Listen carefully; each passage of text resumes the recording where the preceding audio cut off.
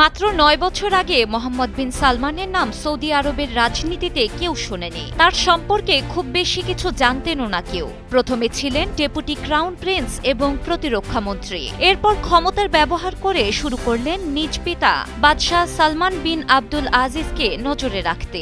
খুব অল্প সময়ের মধ্যেই ক্ষমতার সম্পূর্ণ নিয়ন্ত্রণ নিজের হাতে নেন মোহাম্মদ বিন সালমান। দেশজুড়ে এমবিএস নামে পরিচিত এই নেতা সক্রিয় ও নিষ্ঠুর কৌশলের মাধ্যমে হয়ে ওঠেন ক্ষমতা কেন্দ্রীকরণের গল্পকার।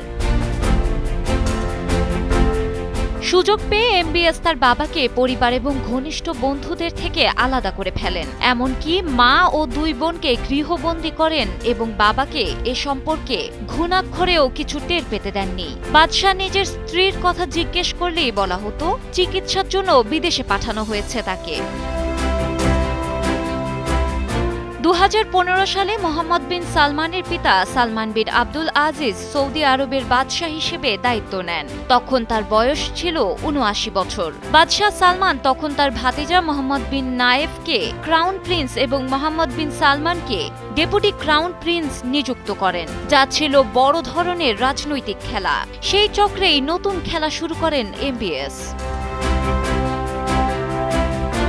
২০১৭ সালে মোহাম্মদ বিন নায়েফকে চাপ দিয়ে পদত্যাগ করতে বাধ্য করে তাকে গৃহবন্দী করা হয় এবং তার নিরাপত্তা বাহিনীর নিয়ন্ত্রণ কেড়ে নেওয়া হয়। এরপর নিজে ক্রাউন প্রিন্স হন মোহাম্মদ বিন সালমান। একই সালে শতাধিক প্রভাবশালী রাজপুত্র, মন্ত্রী এবং ব্যবসায়ীকে গ্রেফতার ও আটক করেন তিনি।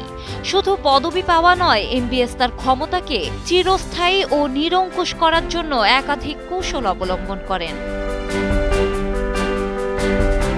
সৌদি আরব বিষয়ক বিশেষজ্ঞদের মতে সুরা ও জ্যেষ্ঠ প্রিন্সদের সঙ্গে পরামর্শ করে সিদ্ধান্ত নেওয়ার ঐতিহ্যে বিরাম টেনে নিজেকে এক এবং একমাত্র শাসক হিসেবে তুলে ধরেছেন তিনি, যে সিদ্ধান্ত সৌদি রাজপরিবারের ঐক্যের জন্য সবচেয়ে বড় হুমকির বলে মনে করেন তারা।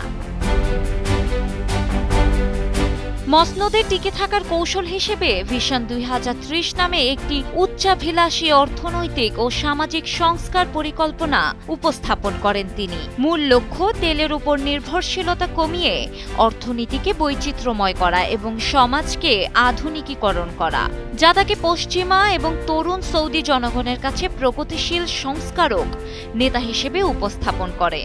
আর এভাবেই ধীরে ধীরে হয়ে উঠেছেন মধ্যপ্রাচ্যের প্রভাবশালী ক্ষমতাধর নেতা।